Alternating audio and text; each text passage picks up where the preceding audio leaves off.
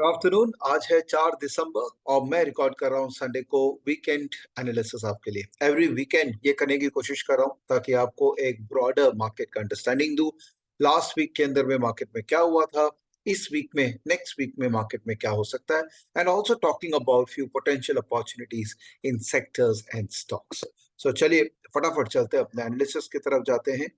सो last week का अगर मैं आपको एनालिसिस दिखाऊं, this is a document which we created. मैं कोशिश करूंगा कि हर वीक का आपको ये डॉक्यूमेंट दूं ताकि डॉक्यूमेंट से अपने को एक क्लैरिटी मिल जाए कि अपन लोगों ने क्या सोचा था last week.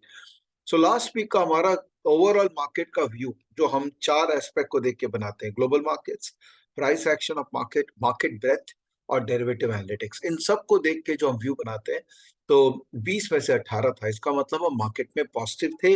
Last Saturday Sunday को मैंने रिकॉर्ड किया था, तो वी वे पॉजिटिव। हम देखेंगे मार्केट में एग्जैक्टली हुआ क्या है। और रेंज एक मार्केट का जो डिफाइन किया था 18,300 से 18,500, based on derivative data as well as the technical data. और ये कुछ सेक्टर्स थे जो हमने देखा था कि जिसमें मार्केट में अभी इंटरेस्ट है। तो फटाफट चलते हैं, चार्ट स्टडी करते हैं क्या हुआ। तो ये वीकली चार्ट है। लास्ट वीक का अगर आप निफ्टी का डेटा देखोगे तो this is what market did. इसने ओपन किया था 18,430, लो किया था 18,365, मतलब 300 को बहुत अच्छे से रेस्पेक्ट किया था। हाई बनाया है 18,887, 18,887, मतलब 18,500 के काफी ऊपर मार्केट ने हाई बनाया। और क्लोजिंग फाइनली किया है 18,696, मतलब अपने हाई के बहुत पास में मार्केट ने क्लोज किया है, which is a very very positive sign. So जो मोटा मोटी एक मार्केट में पॉजिटिविटी दिख रहा था last week, fortunately that positivity has acted quite well. Okay, sectors जो हमने कहा कि सेक्टर जिनको हमको ट्रैक करना है, so let us go to जो सेक्टर्स लास्ट वीक में हमने कहा था, तो let's go to the sector analysis in stocks. So एक बार मैं या तो सेक्टर्स के अंदर में चलते हैं। तो पहला सेक्टर जो अपन लोगों ने चर्चा की थी लास्ट वीक में वो था इंफ्रास्ट्रक्चर। तो let me search for infra. Infra sector के अंदर में, इंटायर इंफ्रास्ट्रक्चर सेक्टर में आप देखेंगे तो यहाँ गेनर में आपको लास्ट वीक के गेनर्स के अंदर में सदाप, Likhitha, Giriraj Civil, power innovation, Jyoti Structures, lot of infrastructure stocks have actually gone up significantly in last week. And अगर हम लोग शिपिंग को देखें, which is the second sector which we talked about, तो शिपिंग के अंदर में शिपिंग में चलते हैं और शिपिंग में गेनर्स देखते हैं लास्ट 1 वीक के अंदर में। So the continuity of buying in shipping companies was seen in last week, and losers के अंदर में देखेंगे तो एक मॉडरेट लॉस देखा गया है बाकी शिपिंग कंपनीज के अंदर में। सो overall shipping was actually of interest last week also, because shipping के अगर मैं सेक्टर रोटेशन सेक्शन को देखूं तो इसमें क्लियरली नजर आ रहा है कि shipping company, ship building specifically, sorry not the shipping, ship building companies, इसके अंदर में अभी बहुत स्ट्रॉन्ग मोमेंटम है। Look at every stock in shipbuilding segment is actually doing exceptionally well. In fact, ये एक्सेल में शिप नहीं था, ये शिप बिल्डिंग था। तो let us go back to sector analysis और यहाँ पर शिप बिल्डिंग देखते हैं। शिप बिल्डिंग या शिप सर्च करते हैं, शिप बिल्डिंग या इसका परफॉर्मेंस देखते हैं लास्ट 1 वीक के अंदर में 7.5, 5% एंड 5%, और लूजर के अंदर में there is no shipping company which has lost. So वैसे मार्केट काफी अच्छा था, लेकिन फिर भी शिपिंग कंपनी 5% ही ग्रो किए। तो मे बी उनके अंदर में एक थकावट सी आ रही है। तो पॉसिबली द शिपिंग कंपनीज में see some kind of a correction from here, because ये टॉप परफॉर्मिंग सेक्टर हो गया है। और जब भी कोई भी सेक्टर में इस तरह से टॉप परफॉर्मिंग जोन पे चला जाता है ना, उसके अंदर में हमको केयरफुल होना पड़ता है। जैसे बैंकिंग के अंदर में आज की डेट में हमको केयरफुल होना पड़ेगा। तो ये लास्ट वीक के कुछ एनालिसिस थे जो मैं आपके साथ शेयर किया। ऑब्वियसली हम लोग इस वीक का एनालिसिस करते हैं और इस वीक का देखते हैं कि हमको क्या लग रहा है मार्केट। सो सबसे पहले ग्लोबल मार्केट का एक व्यू बना लेते हैं। So let us go to our chart. Global markets का मतलब वही, अपने को डॉलर इंडेक्स देखना पड़ेगा। तो डॉलर इंडेक्स 104.5 के करीब है। ये एक इंपॉर्टेंट लेवल था डॉलर इंडेक्स का जिसके नीचे मार्केट ट्रेड कर रहा है। So I will mark this level as an important level. So 105, तो 105 के नीचे अगर डॉलर इंडेक्स ट्रेड कर रहा है so overall market last week में भी जो बातचीत हुई अपनी कि ओवरऑल मार्केट जो है वो ग्लोबल मार्केट्स पॉजिटिव रहेगा बिकॉज डॉलर इंडेक्स नीचे की तरफ है। यूएस का 10 ईयर यील्ड देखें तो वो भी नीचे की तरफ है। सो जब भी यूएस का 10 ईयर यील्ड नीचे जाता है डॉलर इंडेक्स ऑब्वियसली नीचे जाएगा and there is a possibility that globally markets will remain strong. Global markets की बात करें, पहले यूएस इक्विटी की बात कर लेते हैं। तो यूएस इक्विटी में जो सबसे कमजोर इंडेक्स है वो है नैस्डैक का, जो कि एक तरीके से अभी भी एक डाउन ट्रेंड के नीचे ही है। अपने लास्ट वीक डिस्कस किए थे कि जब तक ये डाउन ट्रेंड के नीचे है मैं टेक स्टॉक्स पर्टिकुलरली जो न्यूज एंड टेक स्टॉक्स है उसमें मैं अपने पैसे नहीं डालूंगा। So let Nasdaq give us a breakout above this level. ये लेवल मेरे लिए 12,700, इसके ऊपर अगर नैस्डैक जाएगा तब मैं इसके अंदर में पैसा डालने का सोचूंगा। Let's talk about Dow Jones जो कि नॉन टेक इंडस्ट्रियल इंडेक्स है। तो industrial index is doing very good. यहाँ पर क्लियरली दिख रहा है कि दाउ एक पॉजिटिव जोन में आ चुका है, तो डॉलर नीचे दाउ ऊपर is a very very good sign. Crude oil के बारे में देखते हैं क्रूड क्या कर रहा है। सो क्रूड आई थिंक ये पूरा तेजी का माहौल इक्विटी में तभी आया जब क्रूड अच्छे से फॉल किया और ये अपने सारे मेजर मूविंग एवरेजेस के नीचे भी है। तो this is a good sign क्योंकि इन्फ्लेशन कंट्रोल में होता है अगर क्रूड ऑयल नीचे जाता है तो। एंड बाकी सब कमोडिटीज की अगर बात करें गोल्ड और सिल्वर डॉलर के साथ क्योंकि इसका नेगेटिव रिलेशनशिप है, तो अगर डॉलर नीचे जाएगा तो गोल्ड ऊपर जाएगा and vice versa. Rupee dollar में क्या हो रहा है, तो rupee dollar is currently trading at around 81.41। जैसा कि मैंने कहा था आपको लास्ट टाइम की 80 has become a new base for rupee. तो 80 से लेके 83 का एक जोन है, अब रुपी इसी के अंदर में रहेगा। और डॉलर कितना भी यहाँ से नीचे गिर जाए रुपी को बहुत जोर से स्ट्रेंथ होने में काफी एफर्ट लगेगा। तो आई विल इनफैक्ट मैं ऑप्शंस के अंदर में आई थिंक वॉलेटिलिटी सेल करने का स्ट्रैटेजी यूज करूंगा रुपी डॉलर में, बिकॉज मुझे नहीं लगता है कि रुपी डॉलर में बहुत ज्यादा यहाँ से बड़ा मूवमेंट एक्सपेक्ट कर सकते हैं। तो ओवरऑल अगर मैं निफ्टी के साथ में अब कंपेयर करूं डॉलर इंडेक्स को, so Nifty and definitely positive zone में है। डॉलर इंडेक्स नेगेटिव है तो निफ्टी पॉजिटिव है, so that relationship still continues and I am not finding any major reason to be worried. कोई रिवर्सल मुझे अभी नहीं दिख रहा है। एक बार क्विकली बैंक निफ्टी में देख लेते हैं तो rock solid I think bank Nifty. Although Nifty के मुकाबले बैंक निफ्टी थोड़ा सा थकान जोन में जा चुका है, but I think we need not worry because जैसा कि मैंने बहुत पहले भी कह दिया था कि अगर निफ्टी को नया हाई बनाना है और तोड़ते जाना है तो बैंकिंग हैज टू लीड, और बैंकिंग डेफिनेटली लीड अच्छे से किए हैं। हो सकता है थोड़ा थकान आ जाए but I will never go short in banking stocks. तो ग्लोबल मार्केट्स का अगर हम लोग व्यू बनाए तो I think we are still in the 5 zone. Price action Nifty का ले तो वी आर डेफिनेटली वीक के हाई के ऊपर है, डेली हाई पे है, तो आई स्टिल बी 5। अब मार्केट ब्रेथ का स्टडी करते हैं, तो मार्केट ब्रेथ जो स्टॉकेज में अवेलेबल है उसका स्टडी करते हैं। सो ओवरऑल मार्केट ब्रेथ को हम अगर स्टडी करें, so let's go to market breadth यहाँ पे। So this is breadth of the market Nifty 50। So if you see 76, 78, 86, 88, तो यस डेफिनेटली मार्केट काफी बाइंग जोन में चल रहा है, पर क्या वो ओवरबॉट जोन में है? अगेन मैं डाउट बिकॉज मार्केट अभी यहाँ पर थोड़ा टाइम है। I feel market has lot of room to call an overbought zone. So I will not say कि बहुत अंडर वैल्यूड है मार्केट, डेफिनेटली बाइंग जोन में ऊपर की तरफ आ गया। सो थोड़ा ग्रीड जोन में आ गया market, but possibly market may remain here for some time. और अगर हम पीरियोडिकल हाई लो को देखें तो पिछले एक साल का हाई लो में 19 स्टॉक है जो खाली हाई जोन पे है, 28 स्टॉक्स अभी भी मिड जोन में है। So there is lot of scope of very very high number of stock जो हाई जोन में जाएंगे। तो निफ्टी के स्टॉक्स अगर हाई जोन में जाएंगे तो पॉसिबिलिटी है कि मार्केट भी हाई में जाएगा। तो मार्केट ब्रेथ को मैं 4 देता हूं because market already overheated है। Maybe there is a room for more heating but overheated है। अब डेरिवेटिव एनालिटिक्स की बात करें, so let's go to derivatives data. तो मैं अपडेट्स न्यूज एंड अपडेट्स में जाता हूँ, वहां पर फ्यूचर एआई का डेटा देखता हूँ एंड पार्टिसिपेंट वाइज हुआ देखता हूँ। तो यहाँ पर मुझे पता लग जाएगा कि एफआईआई जो है वो कैसा पोजीशन बिल्ड कर रहा है। तो अभी भी ग्रीन में है, इसका मतलब FIIs are not selling index, और जब भी वो हेज करते हैं वो इंडेक्स सेल करते हैं। तो दिस इज ग्रीन, ऑल्दो जो ग्रीन का प्रोपेंसिटी है वो थोड़ा कम हुआ है, which can be a sign of kind of top from the FI perspective, but overall जब तक ग्रीन में है तब तक मैं इसके अंदर में नेगेटिव बायस नहीं रहूंगा। तो डेफिनेटली मैं 5 तो नहीं करूंगा, 4 से मैं थोड़ा प्रॉब्ली नीचे आ जाऊंगा। तो व्हाई? बिकॉज एफ आईज ने थोड़ा अपना पोजीशन कम किया है लॉन्ग साइड में। तो 17, तो लास्ट वीक के मुकाबले इस वीक हम 17 जोन में आ गए। इसका मतलब लास्ट वीक हम ज्यादा पॉजिटिव थे, इस वीक हम रिलेटिवली कम पॉजिटिव है, बट हम पॉजिटिव ही हैं। अब अपने चलते हैं निफ्टी का एक रेंज निकालते हैं। तो भाई नीचे का रेंज और ऊपर का रेंज निकालने के लिए हमको ओआई स्टडी करना पड़ेगा। So let's go to Nifty. Nifty के अंदर चलते हैं। So just click Nifty. यहाँ पे थोड़ा स्लो रखा है आज। इंडेक्सेस में चलते हैं और यहाँ पर जाके मैं निफ्टी में चलता हूँ और ऑप्शन चेन देखता हूँ। Because the best reflector of the range of the market is the option chain.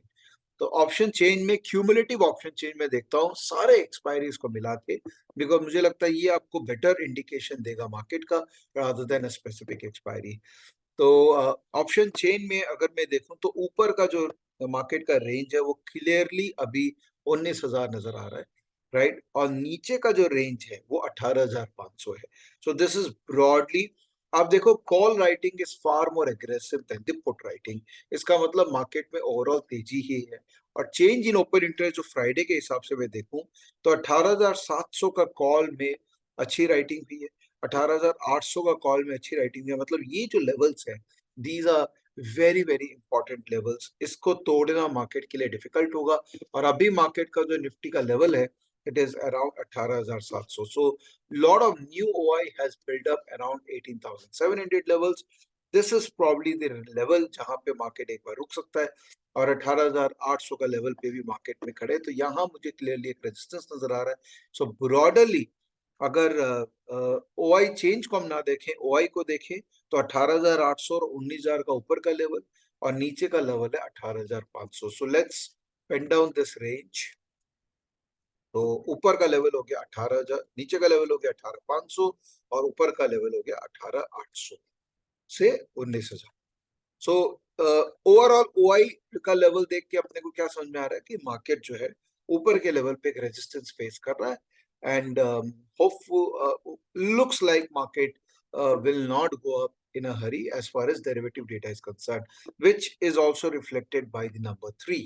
Okay, so last week के मुकाबले इस वीक हम लोग थोड़ा सा कम तेजी में है, बिकॉज ओवरऑल ग्लोबल मार्केट्स में स्ट्रक्चर हमको तेजी लग रहा है, बट इंडियन मार्केट के अंदर में हल्का फुल्का वीकनेस आ रहा है। याद रखिएगा, Indian market has been an out performer in global markets. और पॉसिबली अगर ग्लोबल मार्केट्स रिकवर करेगा तो हो सकता है इंडियन मार्केट ही खड़ा रह जाए या उतना आउट परफॉर्म ना करे जितना उसने प्रीवियस किया है। तो this may be a first sign of beginning of an under performance of the Indian market. और वो अगर आप Nifty versus emerging market index देखोगे ना, उससे भी क्लियरली ये चीज नजर आता है कि निफ्टी अब इमर्जिंग मार्केट्स के मुकाबले अंडर परफॉर्मेंस चालू कर चुका है। लुक एट दिस चार्ट, ये है Nifty divided by emerging market. So it is now going down. तो जो आउट परफॉर्मेंस था आई थिंक उसके अंदर में मिन मिन रिवर्सल हो रहा है। इसका मतलब थोड़ा सा अंडर परफॉर्मेंस निफ्टी के अंदर में अब देखने को मिल सकता है। ना sectors to watch, sectors to watch के लिए सबसे सिंपल काम जो मैं करता हूं वो है सेक्टर रोटेशन। तो सेक्टर रोटेशन सेक्शन में जाते हैं स्टॉकेज के।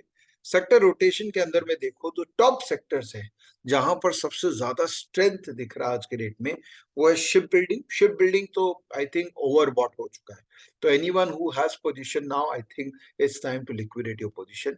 बैंकिंग के अंदर में भी आप देखिए बहुत ज्यादा बाइंग आ चुकी है, तो यहां पर भी मैं थोड़ा केयरफुल रहूंगा अभी। रेटिंग के अंदर में बहुत स्कोप है।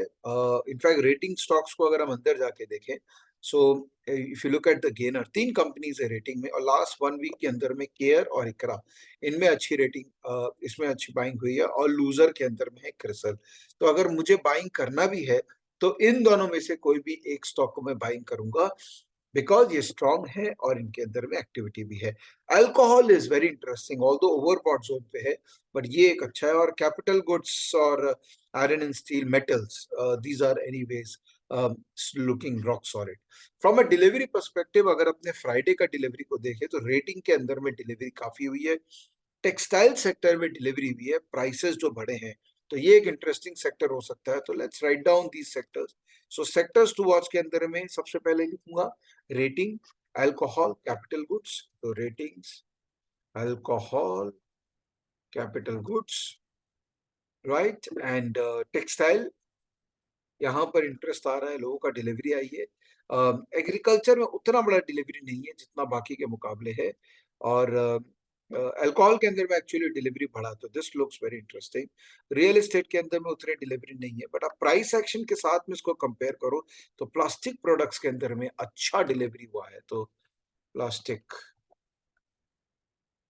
Products, this is looking interesting. और एग्रीकल्चर में फ्लैट प्राइस मूवमेंट है, वॉल्यूम और डिलीवरी है, बट प्राइस एक्शन उतना नहीं है। टेक्सटाइल में डेफिनेटली है। तो these are couple of the sectors where I will be looking at from my stock identification perspective. Okay, now stocks to watch.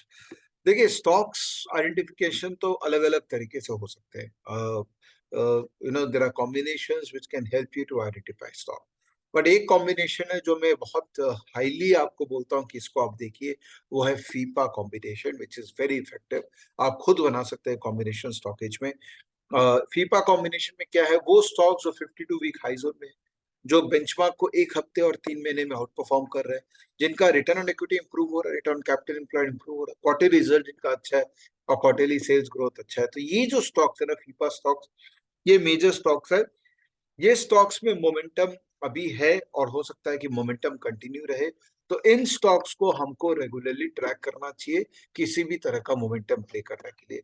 और आप एग्जांपल देखिए, ये सब कुछ फीफा स्टॉक्स है जो काफी टाइम से फीफा स्टॉक्स के अंदर कैटेगरी में है, और इनमें मूवमेंट देखिए। टिपिकली क्या होता है, जो स्ट्रॉन्ग स्टॉक्स होते हैं वो गिरते हैं, लेकिन उनके अंदर में बाइंग इमर्ज हो जाती है because they remain strong stocks for some time. तो my humble submission is look at the FIFA scan and keep track of those stocks जिनमें मोमेंटम है। उसके अलावा, क्योंकि now we have identified the sectors, हम कुछ ऐसे स्कैन्स बना सकते हैं जो, और उस सेक्टर को फिल्टर करके हम स्टॉक्स को डिराइव कर सकते हैं। जैसे एक एग्जांपल के रूप में लेते हैं कि वो स्टॉक्स जो 52 वीक हाई जोन में है और जो आरएस भी जिनका पॉजिटिव है, तो close within 52 week high, और जो आउट परफॉर्म कर रहे हैं मार्केट को और सेक्टर इंडेक्स को, तो ये सारे स्टॉक्स हो गए। एक बार मेजर स्टॉक्स को हटा के मैं let me just put all stocks. So इसको मैं एनएससी स्टॉक्स कर देता हूँ, ठीक है। और यहाँ पर मैं उस सेक्टर का फिल्टर करता हूँ। तो जैसे सपोज मुझे कैपिटल गुड्स ही देखना है, तो लेट अस फिल्टर सेक्टर में capital goods. So capital goods में आ जाते हैं, अप्लाई कर देते हैं। Now let us see the stocks. तो अपार इंडस्ट्रीज, भारत बिजली, भेल, क्राफ्टसमैन automation, engineering India, इसाफ, focus lighting, ये सब कुछ स्टॉक्स है जिनके अंदर में हम देख सकते हैं, बिकॉज ये मार्केट को भी आउट परफॉर्म कर रहे हैं और ये अपने 52 वीक हाई जोन में भी है। इसके अंदर में मैं और भी कुछ चीजें ऐड कर सकता हूँ to filter down the number of stocks. जैसे फंडामेंटल का कुछ मैं ऐड कर देता हूँ, कि वो स्टॉक्स ही मुझे बताओ जो स्टॉक्स का रिटर्न ऑन इक्विटी बेटर है। तो high return on equity and high return on capital employed, ये दोनों को एक बार ऐड कर देते हैं। जस्ट एक कॉम्बिनेशन कैसे डेवलप होता है उसका एग्जांपल दे रहा हूँ। अब मैं स्टॉक्स देखता हूँ, तो ये सारे स्टॉक्स हैं जिनमें रिटर्न ऑन इक्विटी भी बेटर है और return on capital plus price action भी बहुत अच्छा है। तो जैसे अपार इंडस्ट्रीज, तो चलते हैं अपार इंडस्ट्रीज को एक बार चार्ट के अंदर में देख लेते हैं फॉर आवर अंडरस्टैंडिंग। सो अपार इंडस्ट्रीज या तो ट्रेडिंग व्यू में देख सकते हैं या हम स्टॉक में भी देख सकते हैं। तो यहाँ से आप क्लिक करोगे तो अपार इंडस्ट्रीज का एच चार्ट के अंदर में देखते हैं उसका चार्ट फॉर्मेशन कैसा है। सो मूविंग एवरेजेस के ऊपर चल रहा है, आरएस इसका 0 के ऊपर है, आरएसआई 50 के ऊपर है, और डिलीवरी बेस एक्टिविटी है। तो this could be an interesting stock to build your position. उसके अलावा let's see Craftsman Automation, very interesting. इसका भी चार्ट स्ट्रक्चर अपने स्टडी करते हैं। तो अगेन मूविंग एवरेजेस के ऊपर ट्रेड कर रहा है, आरएस इसका पॉजिटिव है और आरएसआई भी 50 के ऊपर है। तो this could also be an interesting stock to build position. तो ये हो गया कोई स्विंग ट्रेड कर रहा है तो, और कोई शॉर्टर टेन्यूर का स्विंग ट्रेड कर रहा है तो you can look at daily and 2 hourly chart and plan your position. जैसे क्राफ्ट्समैन पे चलते हैं, तो क्राफ्ट्समैन ऑटोमेशन का चार्ट देखिए। So this again moving averages के ऊपर है, जो कि स्टॉकेज भी बता रहा था। यहाँ पर स्टॉकेज के हिसाब से आरएस पॉजिटिव है, पर 2 आवरली में अभी भी आरएस पॉजिटिव नहीं हुआ है, तो maybe I will wait. before it gives a breakout from these levels, तो मे बी 3232 के 35 के ऊपर जाएगा तो मैं लूंगा, तब तक मैं इसको ट्रैकर में डाल दूंगा, मतलब वेट एंड वॉच जोन में इसको मैं रख दूंगा. So this is the process which I follow, and if you like that process, you can also follow this process. मैं आपको स्टॉक आइडिया या रिकमेंडेशन नहीं देना चाहता हूँ. I want you to become independent enough to find out these stocks. So process के दौरान आप खुद यहाँ पर स्टॉक्स टू वॉच लिखिए और उनको ट्रैक करिए. Ideally you should have 1 or 2 combination scan जिनसे आप स्टॉक निकालें और उन स्टॉक्स को रेगुलर बेसिस पे ट्रैक करें. मे बी नेक्स्ट वीक के लिए ये स्टॉक जहां पर ब्रेकआउट आए उनमें पार्टिसिपेट करें, and with a very very strict stop loss. कभी हमको लॉस में एवरेजिंग नहीं करना है. स्ट्रिक्ट स्टॉप लॉस से हम पार्टिसिपेट करेंगे, और अगर लॉस हिट हो गया, इट्स ओके. अगर 10 ट्रेड करेंगे उसमें से 6 भी राइट हो जाए और 1:2 के हिसाब से प्रॉफिट बना लें, तो वी हैव इट. सो ये था मेरा वीकली एनालिसिस. मोटा मोटी आपको एक मार्केट का व्यू मिल गया, मुझे भी एक मार्केट का व्यू मिल गया. आपके साथ स्टडी करते करते मैंने भी स्टडी कर ली, और अब मैं अपने स्टॉक लिस्ट को बनाऊंगा और नेक्स्ट वीक के लिए किस स्टॉक में पार्टिसिपेट करना है उसको मैं अपने रडार में रखूंगा. Thank you. Have a great Sunday ahead and have a great trading week ahead. Bye bye and please take care. Bye bye.